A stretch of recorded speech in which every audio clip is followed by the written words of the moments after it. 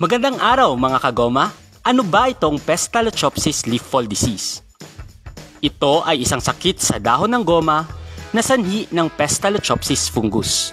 Ang Pestalozopsis ay nagdudulot ng pagkalagas ng dahon ng goma mula 80% to 90% at pagbaba ng produksyon ng latex mula 30 to 90%.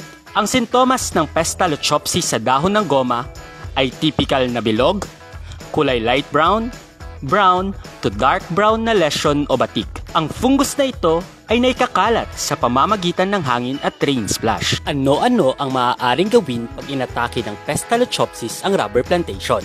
Una, alisan ng damo at linisan ng iyong rubber plantation.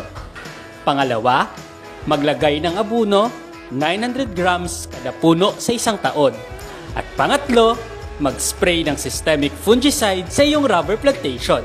Sa kasalukuyan, patuloy ang pananaliksik ng Philippine Rubber Research Institute para sa mabisa at epektibong pangontra sa sakit na ito. Kapag ikaw ay may katanungan at para sa karagdagang impormasyon, sumangguni sa inyong provincial o municipal agriculture office o sa Philippine Rubber Research Institute o PRRI.